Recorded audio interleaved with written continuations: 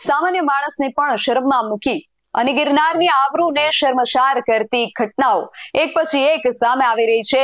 અને આજે તનસુખગીરી બાપુની સમાધિ ઉપર જ સાધુ સંતો અને તનસુખગીરી બાપુના પરિવાર વચ્ચે બગડાટી બોલી હતી.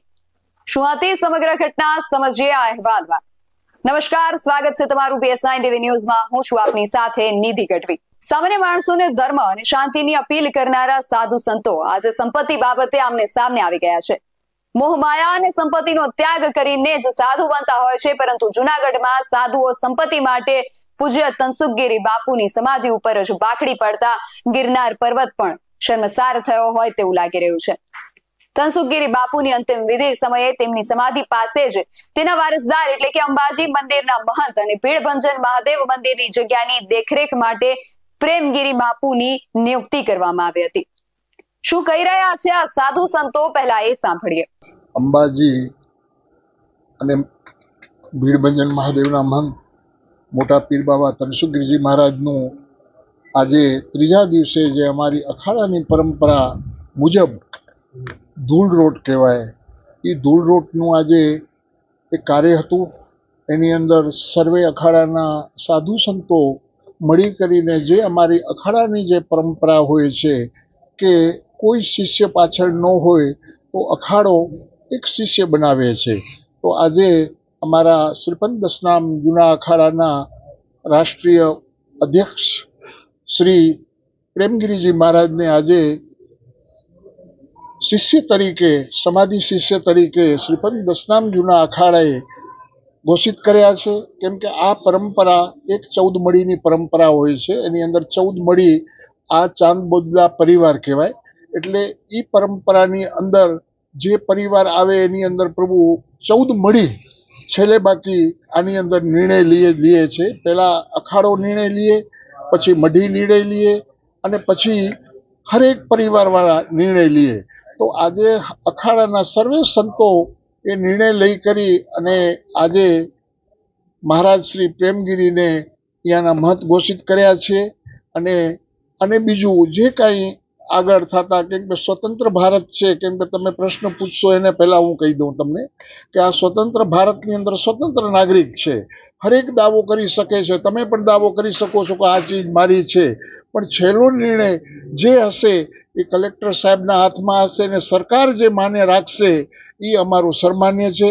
ओम नमो नारायण, जय हिंद। अभी हमारे सामने गिरनार मंडल के अध्यक्ष जो वाक्य निकाला, जो आपको बताया, उसी का हम पुष्टि करता हूं और प्राचीन परंपराओं का निर्वाह करते हुए तनसुखगिरी जी महाराज को भी जूना अखाड़े के श्री महंत रामगिर जी महाराज ने उनको परंपरा के साथ जो है 14 मड़ी और चांद बोदला की परंपरा के हिसाब से श्री महंत सिद्धेश्वर गिर जी महाराज ने और 14 मड़ी के रामचंद्र गिर जी महाराज, सलंदर गिर जी महाराज और मनोज गिर जी महाराज, रामेश्वर गिरी जी महाराज, ये सभी लोगों ने 14 मड़ी के जो अंतर्राष्ट्रीय राष्ट्रीय जो अध्यक्ष होते हैं, अनेक प्रकार के मड़ी के परंपरा से हिसाब से और निर्णय जो होता है मंडल,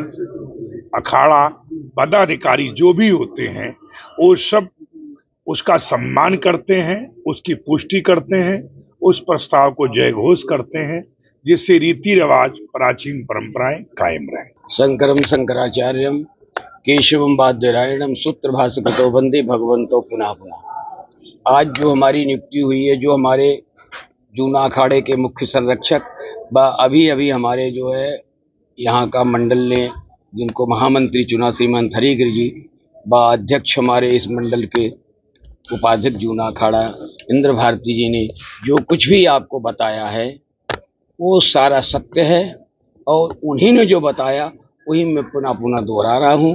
वो जो शब्द कहे हैं वो उन्होंने मर्यादाओं को लेकर, परंपराओं को लेकर उन्होंने जो शब्द कहे हैं और जो उन्होंने एक चयन किया है वो अखाड़ों की मर्यादा को लेकर चयन किया है। ये हमारी परंपराएं हैं। हमारे यहाँ बैबट होता है, अखाड़ों के नियमावली होती है, उसी आधार पर यहाँ के मंडल के सदस्यों ने, जूना अखाड़े के पदाधिकारियों ने एवं हमारे जो इस मंडल के अध्यक्ष व महामंत्री ने जो भी कुछ निर्णय लिया, जो कुछ आपसे कहा, उनके सारे विचारों पर मैं सहमत कहते हुए यही हमारा जो है कहना है। बाबू, आपका नियुक्ति उसका विरोध कर रहे हैं कुछ लोग, क्या कहेंगे उसके बारे में? अब इसके बारे में हम क्या कहेंगे? हमने तो ना किसी का विरोध किया, ना कुछ बोला नहीं, हम तो कुछ बोलते ही नहीं है। हम तो अब ये तो वो जानेंगे, उससे आप पूछेंगे। मैं इस बारे में कि आपकी नियुक्ति गलत तरीके से हुई अब वो गलत तरीके से वो कह रहे हैं, साधु समाज और मंडल और हमारे अध्यक्ष महामंत्री तो नहीं कर रहे, कह रहे हैं, क्योंकि हमारे यहाँ तो ये फक्कड़ों की गद्दी है। वो कोई कहे कोई गृहस्थी तो नहीं, इस गद्दी पीर की गद्दी, पीर जो होकर गादी जो बैठे, ये हमारे नागा सन्यासियों की गद्दी। हमारे तनसुख जी गुरुदेव वो पीर फक्कड़ थे, वो शादीशुदा वाले नहीं थे। तो यहाँ पर जो भी बैठता है, नंबर एक नियम होता है कि अगर कोई उस गादी का गादीपति पीर जी अगर किसी को स्वेच्छा से लिख कर गए होते या अपना उत्तराधिकारी नियुक्त करते गए होते तो उसमें संदेह नहीं था, ना कोई विरोध ना था, कोई था। जब किसी गादी का इस श्रीपंथ स्नाम जूना अखाड़े की गद्दी पीर जी की है, उन्होंने उनको क्या पता था कि हम अचानक ऐसा मेरा शरीर छूट जाएगा? उन्होंने कोई अपना उत्तराधिकारी नहीं, तो हमको समाधि का समाज में चेला बना करके जो नियुक्ति की है वो अखाड़े की मर्यादा अनुसार और हमारे मंडल के मर्यादा अनुसार, साधुओं के मर्यादा अनुसार, क्योंकि हमारे यहाँ कई मड़ियाँ होती हैं, 16 मड़ी है, 13 मड़ी है, 14 मड़ी है, 4 मड़ी, तो ये हमारा 14 मड़ी का समता, उसी हिसाब से अखाड़े ने, हम भी 14 मड़ी के हैं, तो इस हिसाब से उन्होंने अखाड़े ने परंपरा अनुसार नियुक्ति की है। विरोध करता है ना करता है इसके विषय में तो वही बताएंगे। महेश गिरी बापू ने जो धोखे से आपका आक्षेप था कि कल धोखे से सही सिक्के करवा लिए, अंगूठे ले लिए, उसके बारे में क्या करेंगे? उसमें तो ऐसा है, कोई कार्य छिपता नहीं, आगे कोई वाद विवाद बढ़ेगा तो उसमें सब कार्रवाइयाँ होंगी, इसमें हम लोग क्या करेंगे? वो तो कार्रवाई का विषय है, आगे कार्रवाई होती रहेगी। उन्होंने क्या किया, सत्य क्या है, असत्य क्या है, हम तो लोग तो देखने गए नहीं। लोगों के जो रह रहे थे, जिनका उन्होंने सामने दल, वो लोग बता रहे थे, हमने सुना, तो अगर वो तो सब तफसीस होने पर समय बताएगा। આજે તનસુખગીરી બાપુની સમાધિ પાસે જ કોઈ તેમના વારસદાર કે શિષ્યની નિમણૂક કરવામાં નથી આવી, એટલે અખાડાના સિદ્ધાંત મુજબ અખાડા દ્વારા શિષ્યની નિમણૂક કરવામાં આવે છે અને તેમના વારસદાર તરીકે તેમની નિમણૂક કરવામાં આવે છે। તે પરંપરા અને નિયમને લઈને આજે હરિગીરી બાપુ તેમજ ઇન્દ્રભારતી બાપુની હાજરીમાં પ્રેમગીરી બાપુની અંબાજી મંદિરના મહંત અને ભીડભંજન મહાદેવ મંદિરના મહંત તરીકે નિયુક્ત કરવામાં આવ્યા છે। તેનો વિરોધ તનસુખગીરી બાપુના સેવકો અને પરિવારજનો દ્વારા કરવામાં આવ્યો હતો। પરિવારજનો દ્વારા આત્મવિલોપનની ચીમકી પણ આપવામાં આવી છે।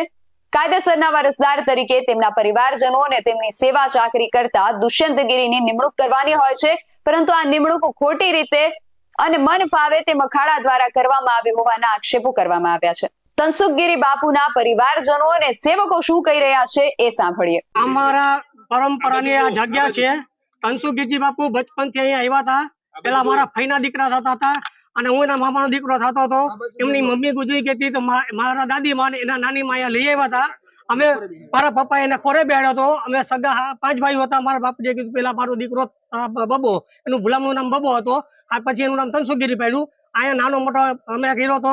મારી ભાઈ એને સ્તનથી ધવરાયો હતો અને બાપુને અમે જ બેહાડ્યા હતા કે ભાઈ અમે નાના નાના છીએ। એટલે મારા પપ્પા એને પેલા ખોરે બેહાડ્યો। ભવનાથ પર વિરોધ કરતા હતા, વિરોધ ન હાલવા દીધું જે તે વખતે। અને અમે અહીંની પરંપરા અમારી 37 પેઢી છે। હું એટલી મને પેઢી યાદ છે કે હું બોલું છું, જયદેવ ગીજી, ઝવેર ગીજી, ઝવેર ગીજી, રૂપ ગીજી, જીવન ગીજી, અમૃત ગીજી, પરસોત્તમ ગીરી, નર્મદા ગીજી, દત્ત ગીજી ને નર્મદા ગીજી, અર્જણ ગીજી, એની હાલમાં અહીંયા સમાધિ છે। બે સગા ભાઈઓ હતા મારા બાપુજી અને એ બધા 4 ભાઈઓ હતા। 4 ભાઈઓ હતા, એક માં એક બાપના 4 ભાઈઓ અને 2 બહેનો। અમારી પરંપરા અને બેને અહીંયા છેલ્લા કર્યા હતા, મારા બાપુજીને, અર્જણગીજી બાપુને, દત્તગીરી બાપુને। અને અમે એના વંશ પરંપરાના છીએ અને ભેગા જ રહેતા। અને તનસુખગીરી બાપુને મારા બાપુજીએ પેલા ખોરે બેહાડી અને દત્તગીરી બાપુને શિષ્ય બનાવ્યો અને દુષ્યંત નાનપણથી તનસુખગીરી બાપુ ભેગો રહેતો હતો, બરોબર, અને સેવા કરતો હતો। અમારી માંગણી એમ છે કે આ જગ્યા અમારી હક ઈચ્છાની છે। અખાડો ગમે એવો નિર્ણય લે તો અમે નિર્ણય નહીં લેવા દઈએ અને એ કોઈ પણ મંદ ઘોષિત કરે અમે ઘોષિત નહીં થવા દઈએ। કાયદેસર કાયદા કાનૂન કરશે તો કાયદા કાનૂન કરવા લડવા તૈયાર છીએ। ગામમાં ભીખ માગશું, સમાજ અગર ભીખ માગશું, અન્ય સેવકો અગર ભીખ માગશો, અમને ન્યાય આપો। આવા જે કોઈ પણ પદાધિકારી અખાડાના એને આવું અમારે યાર ન કરવું જોઈએ, અમારી રોજી રોટી ન છીનવી જોઈએ, અને આવું કરે છે એમાં હલાવી નહીં દેવા દે, અને આવું દાદાગીરીથી કરશે તો અમારી બધા એની સમસ્યા દેવાય એને અમે આત્મવિલોપન કરશું. તમારી મંત્રી તરીકે કોની માંગણી? અમારી મંત્રી તરીકે દુષ્યંતગીરીની છે. તો અત્યારે કોની અત્યારે એ લોકો નિમણૂક કરવાની એ એવા ખાડાવાળા કરતા પ્રેમગીરીની, તો પ્રેમગીરી છે ને ઝઘડામઠીના છે. મને તનસુખગીરી બાપુએ બે મહિના પહેલા જ કીધું હતું કે મારી આગળ પ્રેમગીરી બાપુ આવ્યા હતા, પછી આ ઓલા આવ્યા હતા ભાઈ હરિગીરી બાપુ, એ બધા આવ્યા હતા, બરોબર. અને એને કીધું કે તમે ઝઘડામઠીના છો, અમે ચાંદ બોડલા પરિવારના છીએ. અમારી પેઢીનું નામ છે ચાંદ બોડલા પરિવાર. અમારા માતાજી છે એ પુણ્યગીરી માતાજી છે, આટલું મને યાદ છે. સંપત્તિ માટે સામાન્ય લોકોને તો ઝઘડા કરતા ઘણી વખત જોયા છે, પરંતુ મોહમાયા ત્યાગીને સાધુ બની સંપત્તિ માટે ઝઘડો કરે એ કેટલે અંશે વ્યાજબી કહેવાય. આવો જ ભૂતકાળમાં જૂનાગઢના ભારતીય આશ્રમના શિષ્ય વચ્ચે વિવાદ થયો છે અને હજુ પણ તેનું સમાધાન થયું નથી. ત્યારે આ વિવાદ હજુ કેટલો ચાલે છે અને આમાં હજુ શું નવું આવે છે તે હવે જોવું રહ્યું. આવા જ વધુ અહેવાલો સાથે મળતા રહીશું. તમે મારી YouTube ચેનલને સબસ્ક્રાઇબ કરવાનું અને અમને Facebook અને Instagram પર ફોલો કરવાનું ભૂલશો નહીં. બાકી અવનવી અપડેટ્સ માટે આપ જોતા રહો BSI TV ન્યૂઝ. નમસ્કાર.